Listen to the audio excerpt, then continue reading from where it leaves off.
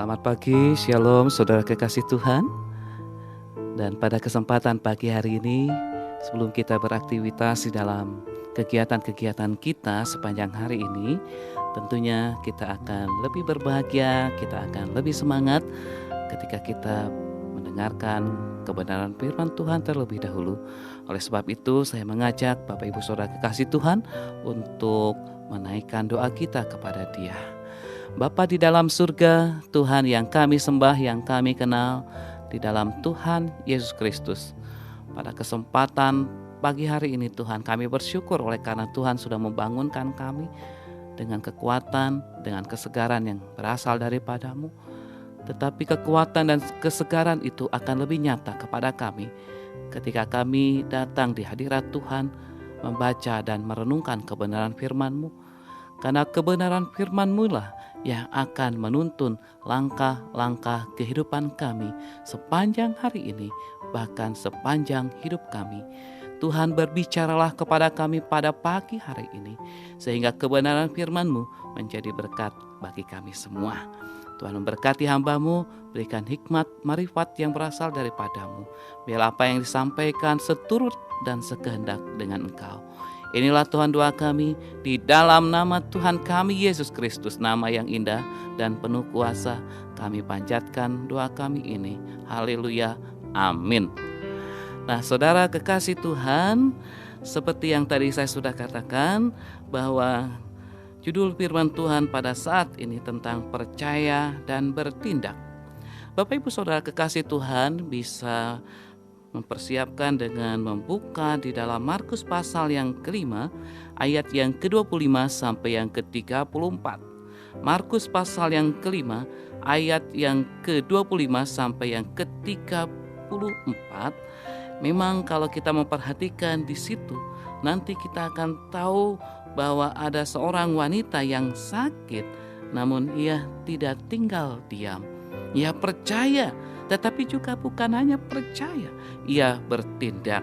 Tadi saya mengatakan bahwa percaya dan bertindak itu bagaikan mata uang logam yang mempunyai dua sisi, yang artinya tidak dapat dipisahkan.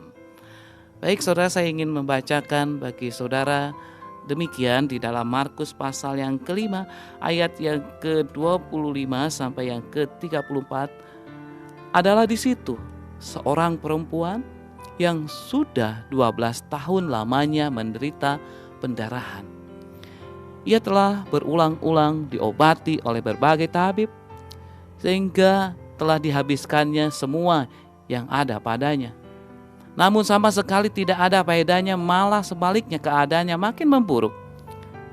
Dia sudah mendengar berita-berita tentang Yesus.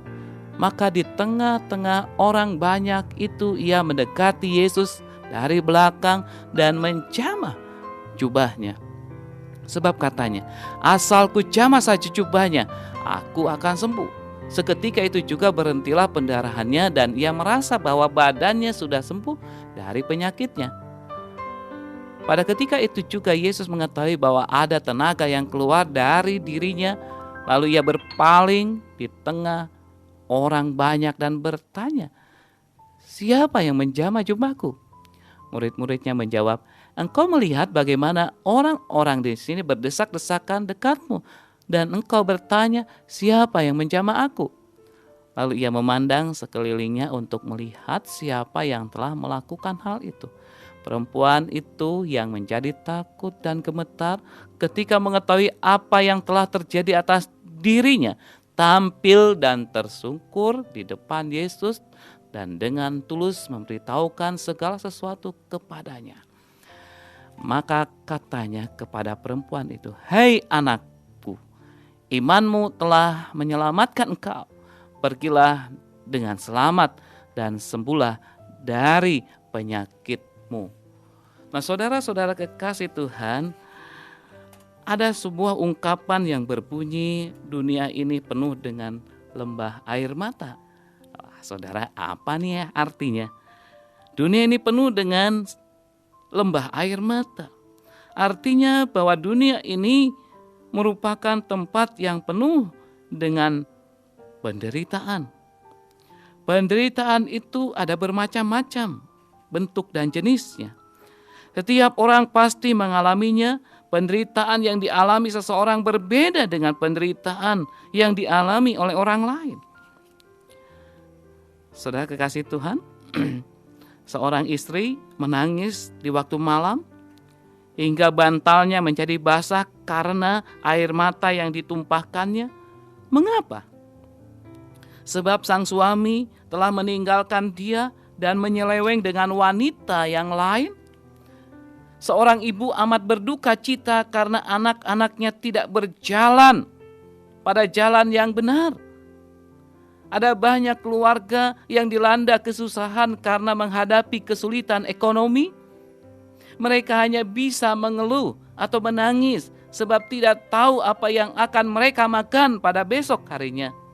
Gadis-gadis menangis karena ditinggalkan begitu saja oleh pacar mereka. Mereka menjadi patah hati dan kehilangan gairah hidup. Saudara kekasih Tuhan, masih ada banyak lagi masalah yang membuktikan kepada kita bahwa memang dunia ini merupakan lembah air mata. Jika disebutkan semuanya itu, tentu tidak akan ada habis-habisnya. Saudara kekasih Tuhan, namun ada satu jenis penderitaan lain yang ingin saya uraikan di sini, yaitu yang disebabkan oleh penyakit. Penyakit itu sendiri ada bermacam-macam pula jenisnya. Di dalam Markus pasal yang ke-5, ayat yang ke-25 sampai yang ke-34, bisa kita baca tentang seorang wanita yang menderita karena penyakit yang aneh sekali.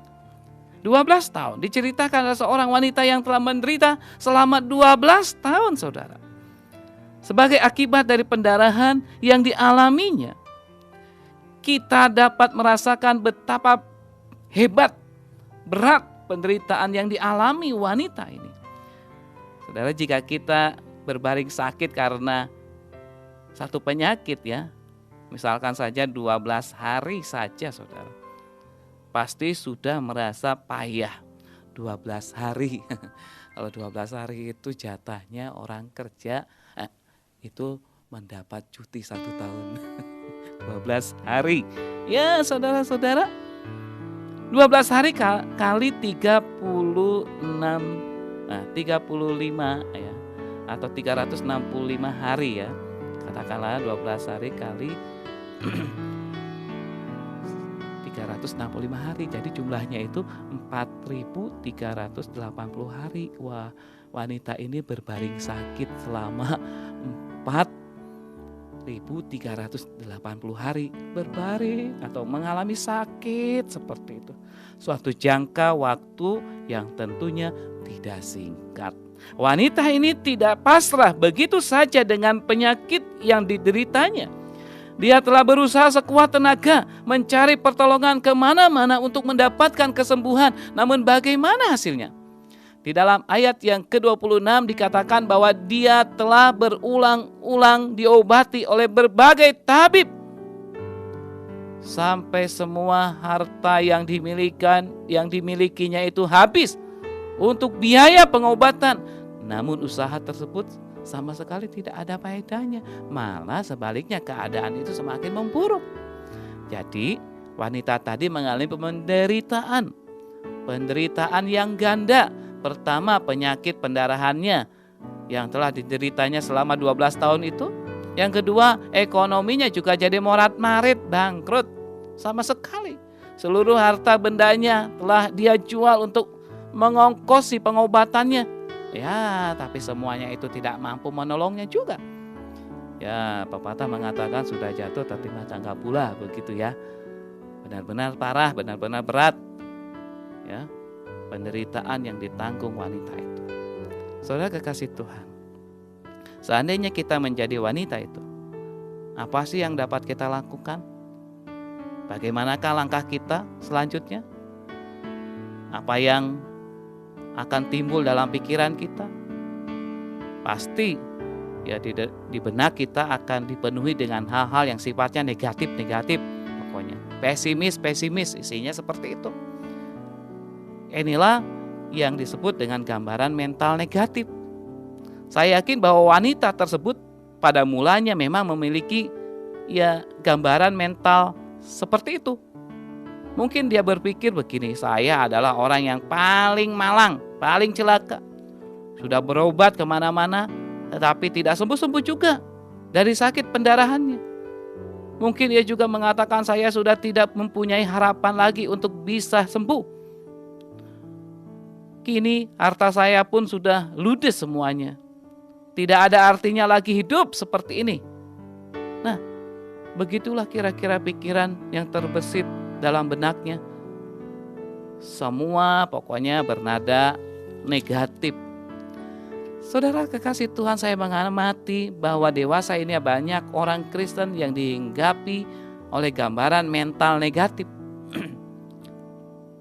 Mereka telah lama menerima Yesus, sudah mengalami penebusan oleh darah Yesus. Namun pikiran mereka selalu mengarah kepada hal-hal yang bersifat negatif. Ini amat berbahaya. Gambaran mental seperti ini merupakan musuh iman yang paling besar. Pikiran negatif mengakibatkan iman yang tidak dapat bertumbuh. Bahkan iman itu bisa-bisa menjadi mati. Jika sudah demikian, kehidupan orang Kristen seperti ini akan selalu kalah. Mereka tidak akan dapat mengalami kehidupan Kristen yang bisa dikatakan kehidupan yang berkemenangan. Saudara-saudara, tetapi puji Tuhan, wanita ini mengambil langkah yang amat tepat di saat dirinya telah mengalami kesusahan yang sangat berat. Di saat dirinya mengalami krisis, di tengah keputusasaan dan dalam keadaan yang hampir tidak tertolong lagi, dia mengubah sikap yang selama ini ia miliki. Ia mulai melepaskan diri dari seluruh gambaran mental negatif yang telah terpatri lama dalam pikiran dan hatinya, paling tidak 12 tahun. Nah, saudara kekasih Tuhan, kalau kita memperhatikan bagaimanakah wanita itu dapat mengubah sikapnya yang sebelumnya selalu negatif. Dalam kisah tersebut diceritakan bahwa dia sudah mendengar berita tentang Yesus seperti yang dikatakan di dalam ayat yang ke-27 bagian A. Bahwa dia sudah mendengar berita tentang Yesus. Inilah titik awal yang akan mengubah hidupnya secara total. Setelah dia mendengar berita atau kabar baik tentang Yesus, timbul iman dalam dirinya.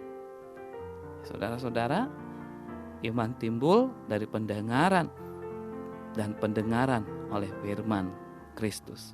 Nah, saudara, ketika imannya mulai tumbuh, semua firman yang dia dengar masuk di dalam hatinya, mulailah terjadi perubahan besar dan luar biasa dalam dirinya. Perubahan apakah itu, saudara? Di dalam ayat-ayat ini kita perhatikan. Ya, dalam ayat selanjutnya dikatakan, dalam ayat yang ke-27b sampai yang ke-28 demikian. Maka di tengah-tengah orang banyak itu, dia, wanita yang sakit pendarahan itu, mendekati Yesus dari belakang dan menjamah jubahnya. Sebab katanya, asal ku jamah saja jubahnya, aku akan sembuh. Nah, saudara-saudara kekasih Tuhan, marilah kita perhatikan peristiwa tersebut dengan lebih seksama. Pada saat wanita itu mengucapkan kata-kata di dalam ayat yang ke-28, pertanyaannya, sudahkah dia benar-benar mengalami kesembuhan? Belum, saudara. Pada waktu ia mengatakan asal saja ku jamah jubahnya, pada waktu ia mengatakan demikian, ia masih sakit. Ia belum sembuh, saudara-saudara. Ia hanya berkata saja. Tetapi ketika dia hendak menjamah jubah Yesus dan mengucapkan perkataan, darahnya memang masih ada. Tetapi meski belum sembuh, dia tetap bertindak, dia tetap berusaha, dia tetap mendekati Yesus dan berkata dengan imannya, saudara, jika aku menjamah.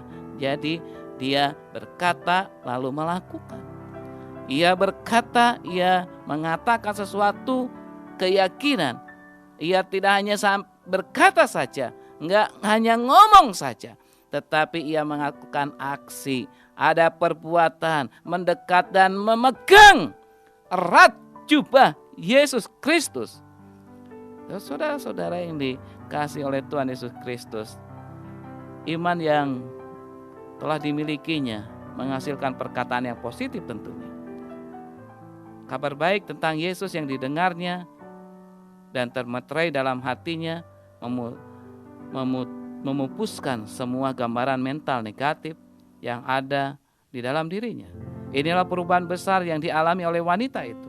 Sementara dia mengucapkan perkataan tadi, terlintas dalam pikirannya sesuatu yang positif, sesuatu yang benar, sesuatu keyakinan. Sementara ia mengucapkan perkataan itu, saudara, terlintas dalam pikirannya bayangannya yang menyatakan, saya pasti sembuh, saya pasti akan sehat lagi, saya akan menjadi kuat, saya akan bisa meloncat-loncat lagi, saya akan bisa pergi kemana-mana lagi seperti orang lain. Tidak akan ada lagi darah yang keluar dari tubuh saya. Imannya menghasilkan pikiran dan perkataan yang bernada positif. Dia tidak berharap moga-moga saya akan disembuhkan. Siapa tahu setelah saya menjabat jubahnya saya akan sembuh. Imannya tidak setengah-setengah. Imannya menyatakan suatu kepastian yang mantap sekali bahwa dia akan segera sembuh. Kabar baik tentang Yesus telah mengubah hidupnya secara total. Tiap orang Kristen seharusnya juga mengalami seperti wanita ini. Ketika saudara mendengar, membaca, ataupun merenungkan firman Tuhan, maka harus terjadi perubahan yang positif dalam diri saudara. Sikap kita, pikiran kita, perkataan kita harus berubah sesuai dengan pernyataan firman Tuhan yang saudara terima. Iman saudara harus menjadi mantap sehingga saudara tidak lagi dikuasai oleh gambaran mental negatif, pesimistis. Ya, saudara, ingat, bukan pendeta dan juga bukan hamba Tuhan yang dapat mengubah diri saudara, tetapi kuasa Roh Kudus yang bekerja dalam firman Tuhan. Itulah yang sanggup mengubah kehidupan saudara. Dan tentunya kita pun harus percaya dan melakukannya. Saudara, dalam ayat yang ke-29 dikatakan seketika itu juga memang berhentilah pendarahannya dan ia merasa bahwa badannya sudah sembuh dari penyakitnya. Saudara, luar biasa apa yang dikatakan dan diyakini. Wanita ini sungguh-sungguh menjadi kenyataan. Dia disembuhkan secara total setelah menjamah jubah Yesus. Ia mengalami jamahan kuasa Tuhan secara ajaib. Mujizat atau kesembuhan yang dialami wanita ini merupakan hasil dari perkataan yang positif yang dilanjutkan dengan satu aksi atau perbuatan. Saudara-saudara yang dikasihi Tuhan Yesus Kristus, saya yakin bahwa kita semua hampir juga mempunyai pengalaman yang sama dengan seorang wanita yang sakit pendarahan selama 12 tahun. Namun saudara-saudara, seringkali kita hanya percaya, beriman dan beriman tanpa kita melakukan. Saya percaya bahwa saudara sudah sekian lama menjadi orang Kristen, percaya kepada Tuhan Yesus sanggup untuk melakukan segala sesuatu. Tetapi seringkali oleh karena permasalahan, sakit penyakit, pergumulan saudara mematahkan itu semua. Sehingga perkataan dan beriman itu hanya ada di dalam bibir saja, yang hanya keluar daripada mulut begitu saja, tanpa disertai, tanpa diiringi dengan satu keyakinan.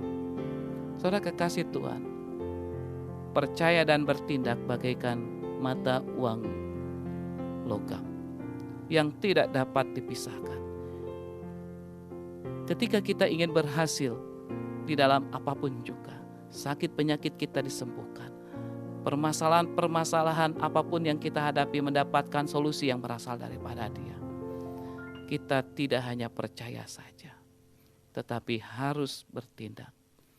Kita pun tidak bisa hanya bertindak tanpa kepercayaan kita kepada Dia. Saya yakin saudara bahwa hidup dan kehidupan kita memang